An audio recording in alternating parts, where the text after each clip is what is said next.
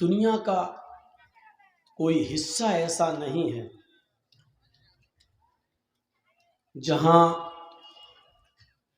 इस्लाम के मानने वालों को सुकून और शांति मिल रही हो। इराक का मसला हो, ईरान का मसला हो,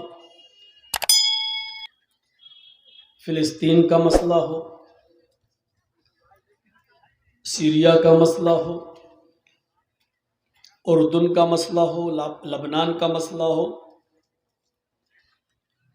मिस्र का मसला हो, कुवैत का मसला हो, या खुद सऊदी अरब का मसला हो,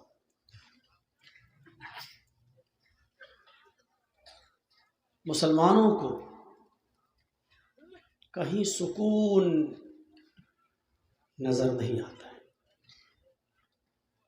या यूं कह लो कि अल्लाह के नबी सल्लल्लाहु अलैहि वसल्लम ने कहा था, युशिकुल उममु अन तदा अलैकुम कमा तदा लकलतु अला क़िसतिहा, कि एक ऐसा जमाना तुम्हारे ऊपर आ जाएगा जैसे भूखे लोग दस्तरखान के ऊपर टूट पड़ते हैं, दुनिया की सारी कौमें तुम्हारे ऊपर टूट पड़ेंगी।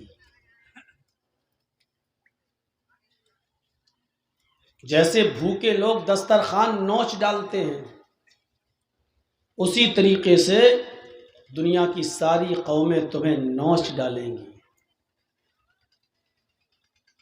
क़ाल क़ाइलुन, एक कहने वाले ने कहा, वमिन क़िल्लतिन यौमइज़िन नहनु, या रसूल अल्लाह, आए अल्लाह के रसूल, क्या उस वक्त हम तादाद में कम होंगे, हमारी संख्या कम होगी? क्या उस वक्त हम थोड़े से होंगे? क़ाल बल अंतुम कसीर, कहा नहीं, तुम कम नहीं होगे, तुम बहुत ज्यादा होगे। तुम्हारी संख्या कम नहीं होगी, तुम्हारी तादाद तो बहुत ज्यादा होगी। वलाकिन्नकुम गुसाउन का गुसाइ सैल, लेकिन तुम उस झाग के मानिंद होगे, उस कूड़ा और करकट के तरह होगे जैसे समंदर में समंदर की मौजें और समंदर की लहरें कूड़ा और करकट को जहां चाहती हैं हाँक ले जाती हैं।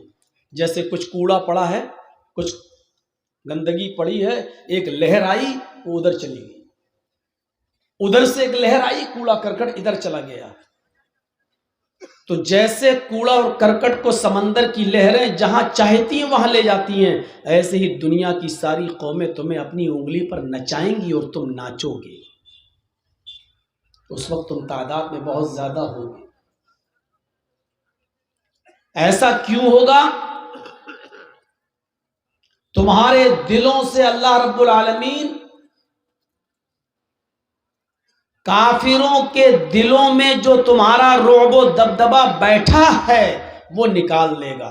काफिरों के दिलों से तुम्हारा रौब, तुम्हारा दबदबा, तुम्हारी ताकत जो बैठी हुई है उनके दिलों में, अल्लाह रब्बुल आलमीन उसको निकाल देगा। कल तक काफिर हमारी मस्जिदों के पास से गुजरते थे तो बारात बंद कर देते थे, बैंड बंद कर देते थे। क्यों? मुसलमानों को गाना पसंद नहीं है। आज हमारी मस्जिदों के सामने से उनके जुलूस निकलते हैं। क्यों? क्योंकि आज हमारी होटलों में टीवी चल रही है, हमारी शादियों में डीजे बज रहे हैं। अल्लाह रब्बुल आलमीन काफिरों के दिलों से तुम्हारा रौब, तुम्हारा दबदबा जो बैठा है वो निकाल देगा और तुम्हारे दिलों में वहन पैदा कर देगा। वहन, सहाबा ने कहा वहन क्या है अल्लाह के रसूल? कमजोरी क्या है? वहन पैदा कर देगा। वो क्या है? फरमाया हुब्बुद दुनिया व कराहियतुल मौत। अल्लाह रब्बुल आलमीन तुम्हारे दिलों में दुनिया की मोहब्बत डाल देगा। व कराहियतुल मौत, और मौत को तुम नापसंद करने लगोगे। जल्दी मरना नहीं चाहोगे, क्योंकि तुम्हें डर होगा कि अगर हम मर गए तो हम जन्नत में नहीं जाएंगे, क्योंकि हमें अपने अमलों पर भरोसा होगा ही नहीं।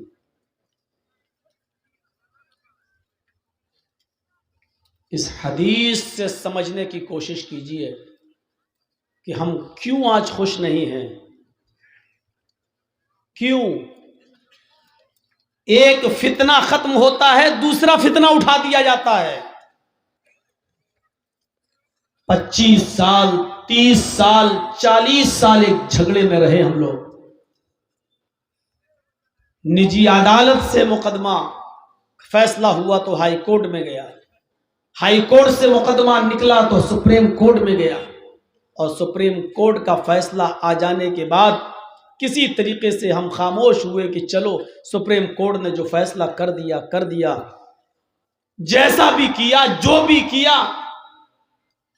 चलो 30-40 साल की जहनी उलझनों में जो हम थे कि मस्जिद है या मंदिर, बाबरी मस्जिद है या राम जन्मभूमि, चलो फैसला हो गया, मामला खत्म। एक फितना खत्म होता है कि दूसरा फितना उठा दिया जाता है। अब मथुरा का फितना उठा दिया गया, फिर कभी काशी का फितना उठा दिया जाएगा। ये तीनों फितने खत्म होंगे तो फिर कश्मीर का मसला उठा दिया जाएगा। पूरी जिंदगी लगता है ऐसा कि जब तक कयामत नहीं आ जाती है तब तक हम लोग और हमारी आने वाली नस्लें इन्हीं फितनों को अपनी आंखों से देखती रहेंगी।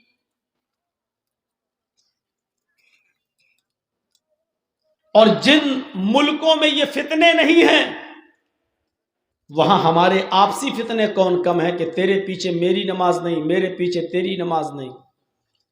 पाकिस्तान को देख लीजिए आप, वहां मस्जिद मंदिर का फितना नहीं है, लेकिन वहां हमारी मस्जिदें भी महफूज नहीं हैं।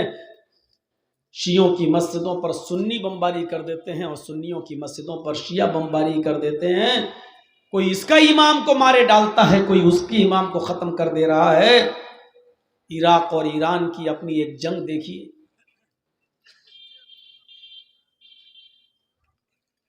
सीरिया देख लीजिए, फिलिस्तीन का हाल देख लीजिए।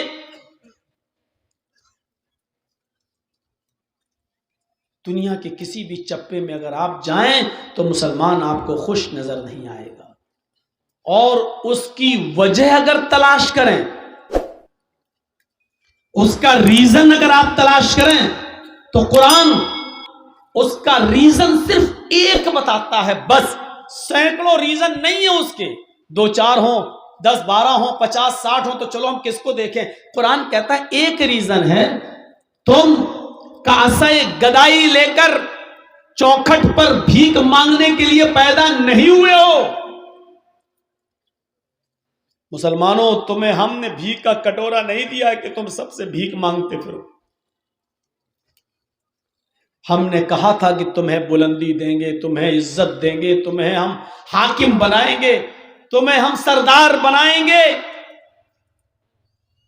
तुम्हें हम ऊंचा रखेंगे, तुम्हें हम पावर देंगे, तुम्हें हम ताकत अता करेंगे।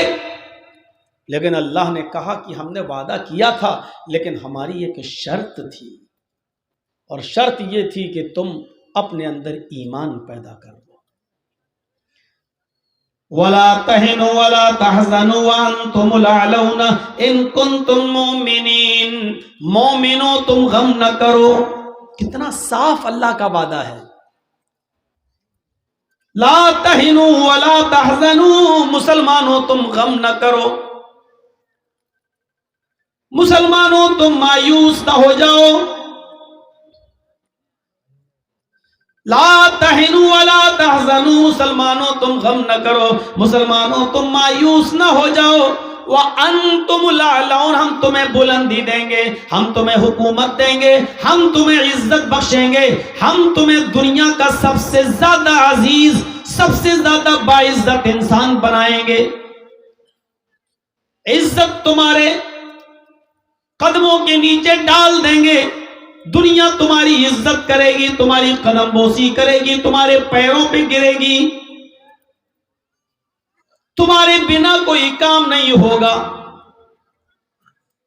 इन कुंतुम मोमिनीन, लेकिन ऐसा कब होगा? जब तुम पहले ईमान वाले बन जाओ, पहले तुम मोमिन बन जाओ। आज ऐसा नहीं है। इसका मतलब यह है कि हम ईमान वाले भी नहीं हैं। कितना साफ जुमला कहा है। जब शर्त ही पूरी नहीं हो रही है तो अल्लाह अपना वादा क्यों पूरा करे? मौलाना जर्जी साहब, हम शाम को आपके यहां खाना खिलाएंगे। हम खाना तब खिलाएंगे जब आप मेरे घर पे आओगे। शर्त क्या है? हम खाना तब खिलाएंगे जब तुम मेरे घर पर आओगे। जर्जी साहब जलसे के स्टेज पे बैठे हैं और सलीमुद्दीन साहब से कह रहे हैं कि भाई आपने तो कहा था कि खाना खिलाएं, क्यों नहीं खिला रहे हो? सलीमुद्दीन साहब कह रहे हैं मौलाना साहब, मैंने शर्त लगाई थी कि जब मेरे घर पे आओगे तब खिलाएंगे। स्टेज पे थोड़ी हमने वादा किया था। जर्जी साहब कह रहे हैं मैं भूखा हूं। सलीमुद्दीन साहब कह रहे हैं मर जाओ, मेरे बाप का क्या जा रहा है? मेरे घर आओगे तब खिलाऊंगा। और जाहिर है जर्जी साहब ने उस शर्त को पूरा नहीं किया तो सलीमुद्दीन साहब भी इस बात के मजाज नहीं है कि वो हमें खाना खिलाएं। अल्लाह ने कहा हम तुम्हारी नमाज कबूल करेंगे, शर्त यह है कि तुम अच्छी तरीके से वुजू बनाओ। जर्जी साहब जोहर की नमाज पढ़ने जा रहे हैं, लेकिन हाल यह है कि सुबह फजर की नमाज पढ़ के सो गए थे। 12 बजे उठे, अजान की आवाज 12:15 बजे आई और मस्जिद में ऐसे ही घुस गए। किसी ने कहा जर्जी साहब नमाज पढ़ लीजिए, पढ़ ली, कबूल नहीं हुई। क्यों? तुमने वुजू ही नहीं बनाया। अच्छा मैं 4 और पढ़ लेता हूं। लोग कह रहे हैं 4 4 8 पढ़ ली फिर भी कबूल नहीं हुई। अच्छा